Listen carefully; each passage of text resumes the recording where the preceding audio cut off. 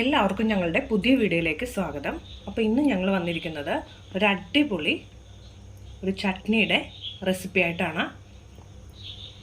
അപ്പോൾ ദോശയുടെ കൂടെയും ഇഡ്ഡലിയുടെ കൂടെയൊക്കെ കഴിക്കാൻ പറ്റിയ നല്ല അടിപൊളി ഒരു ചട്നിയാണ്. അപ്പോൾ നമുക്കത് എങ്ങനെ ഉണ്ടാക്കുന്നതെന്ന് നോക്കാം. ഈ ചട്നി ഉണ്ടാക്കാൻ വേണ്ടിയിട്ട് ഒരു മീഡിയം സൈസ് സവാള എടുത്തു വെച്ചിട്ടുണ്ട്, ഒരു അല്ലി വെളുത്തുള്ളി, പിന്നെ ഒരു മീഡിയം സൈസ് തക്കാളി എടുത്തു വെച്ചിട്ടുണ്ട്. ഇനി നമുക്കിതൊന്ന് ചെറുതായിട്ടൊന്ന് അരിഞ്ഞെടുക്കാം.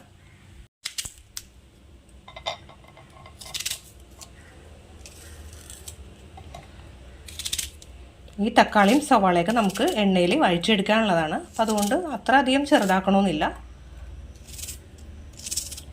ഇനി സ്റ്റൗവിലേക്ക് ഒരു പാൻ വെച്ച് കൊടുത്തിട്ടുണ്ട്. പാൻ ഒന്ന് ചൂടായി വരട്ടെ. അപ്പോൾ പാൻ ചൂടായി വന്നിട്ടുണ്ട്. ഇനി ഇതിലേക്ക് ഒരു 2 ടേബിൾ സ്പൂൺ വെളിച്ചെണ്ണ ഒഴിച്ചു കൊടുക്കാം. വെളിച്ചെണ്ണ ഒഴിച്ചു കൊടുത്തിട്ടുണ്ട്. ഇനി വെളിച്ചെണ്ണ ചൂടായി വരുമ്പോഴേക്കും നമുക്ക് അരിഞ്ഞു വെച്ചിരിക്കുന്ന സവാളയും തക്കാളിയും ആ വെളുത്തുള്ളിയും കൂടെ ഇതിനകത്തേക്ക് ഫുള്ളായിട്ട് ഇട്ട് കൊടുക്കാം. ഇനി ഇതിലേക്ക് ഒരു 1/2 ടീസ്പൂൺ ഉപ്പും കൂടെ ചേർത്ത് കൊടുത്തിട്ടുണ്ട്. ഇനി ഇതൊന്ന് വഴറ്റിയെടുക്കാം. ഇപ്പോൾ സവാളയും തക്കാളിയൊക്കെ അത്യാവശ്യം ഒന്ന് വഴന്ന് വന്നിട്ടുണ്ട്. ഇത്രയും മതിയാകും. ഇനി നമുക്കിതിലേക്ക് 1 ടീസ്പൂൺ മുളക് പൊടി ഇട്ട് കൊടുക്കാം. എന്നിട്ട് നന്നായിട്ടൊന്ന് ഇളക്കി കൊടുക്കാം. ആ മുളക് പൊടിയുടെ പച്ചമണം ഒന്ന് മാറുന്ന വരെ ഒന്ന് ഇളക്കി കൊടുക്കാം. ഇപ്പോൾ മുളക് പൊടി ഇട്ട് കൊടുത്തിട്ട് അതിൻ്റെ പച്ചമണം ഒന്ന് മാറി കിട്ടിയിട്ടുണ്ട്. ഇനി ഇത്രയും മതിയാകും. ഫ്ലെയിം ഒന്ന് ഓഫ് ചെയ്ത് കൊടുക്കാം.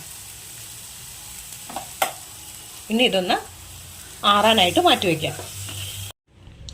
ഇനി ഒരു മിക്സിയുടെ ജാറിലേക്ക് 1 കപ്പ് തേങ്ങ ഇട്ട് കൊടുക്കാം. തേങ്ങ ഇട്ട് കൊടുത്തിട്ടുണ്ട്. അപ്പോൾ നമുക്ക് ആ സവാളയുടെയും തക്കാളിയുടെയൊക്കെ ആ മിക്സ് ഉണ്ടല്ലോ, അത് നമുക്ക് ജാറിലേക്ക് അതും കൂടെ ഇട്ട് കൊടുക്കാം. ഇനി ഇതിലേക്ക് കുറച്ച് വെള്ളം കൂടെ ഒഴിച്ചു കൊടുത്തിട്ട് നമുക്ക് നന്നായിട്ടൊന്ന് അരച്ചെടുക്കാം.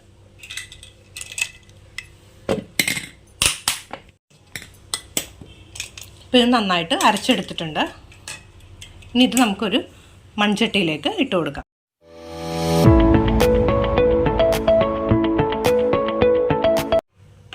ഇനി സ്റ്റൗ ഒന്ന് കത്തിച്ച് കൊടുത്തിട്ടുണ്ട്.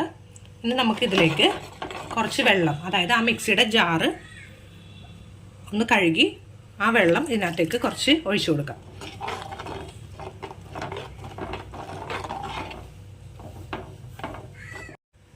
ഇപ്പോൾ ചമ്മന്തി നല്ല കട്ടിയായിട്ട് വേണമെന്നുണ്ടെങ്കിൽ അധികം വെള്ളം ഒഴിച്ച് കൊടുക്കേണ്ട ആവശ്യമില്ല. കുറച്ച് ലൂസായിട്ട് മതിയെന്നുണ്ടെങ്കിൽ കുറച്ച് വെള്ളം കൂടെ ഒഴിച്ചു കൊടുത്തിട്ട് നമുക്ക് ഇത് തിളക്കേണ്ട ആവശ്യമില്ല, തിളക്കരുതൊരിക്കലും. അപ്പോൾ ഒരു നേരിയ തീയിൽ വെച്ച് കൊടുത്തിട്ട് നമുക്കിതൊന്ന് ഇളക്കി കൊടുക്കാം. അതായത് ഈ അരപ്പിൻ്റെ പച്ചമണം ഒന്ന് മാറി വരാൻ വേണ്ടിയിട്ടാണ്.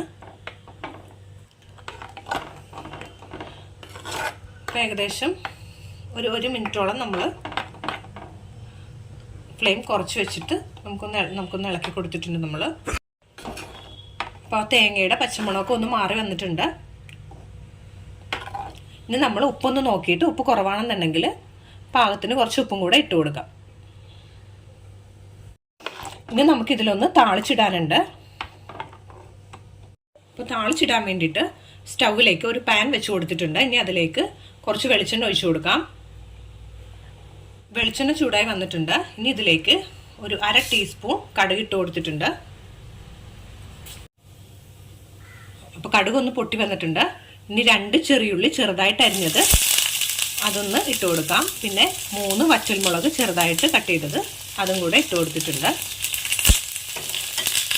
ഇനി ഇതിലേക്ക് കുറച്ച് കറിവേപ്പില കൂടെ ഇട്ട് കൊടുക്കാം. ഇത് നന്നായിട്ടൊന്ന് മൊരിഞ്ഞ് വരട്ടെ.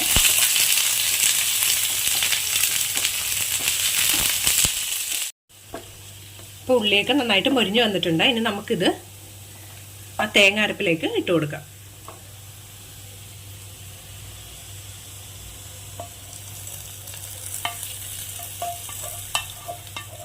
അപ്പോൾ നമ്മുടെ സ്പെഷ്യൽ ചട്നി ഇവിടെ റെഡി ആയിട്ടുണ്ട്. അപ്പോൾ എല്ലാവരും തീർച്ചയായിട്ടും ഒന്ന് ഉണ്ടാക്കി നോക്കണം. വളരെ പെട്ടെന്ന് ഉണ്ടാക്കിയെടുക്കാൻ പറ്റിയ ഒരു ചട്നിയാണിത്. അപ്പോൾ നമ്മുടെ ഈ ചട്നി ഇഡ്ഡലിയുടെ കൂടെ ദോശയുടെ കൂടെയൊക്കെ കഴിക്കാനായിട്ട് അടിപൊളി ടേസ്റ്റാണ് കേട്ടോ. അപ്പോൾ എല്ലാവരും തീർച്ചയായിട്ടും ഒന്ന് ഉണ്ടാക്കി നോക്കണം. കുട്ടികൾക്കും മുതിർന്നവർക്കൊക്കെ എല്ലാവർക്കും ഇഷ്ടമാകും ഈ ചട്നി. അപ്പോൾ എല്ലാവരും ഇത് ഒന്ന് ഉണ്ടാക്കി നോക്കണം. അപ്പോൾ ഇന്നത്തെ ഞങ്ങളുടെ വീഡിയോ ഇഷ്ടപ്പെട്ടുവെങ്കിൽ എല്ലാവരും ഒന്ന് ലൈക്ക് ചെയ്യുക, ഷെയർ ചെയ്യുക, സബ്സ്ക്രൈബ് കൂടെ ചെയ്യുക.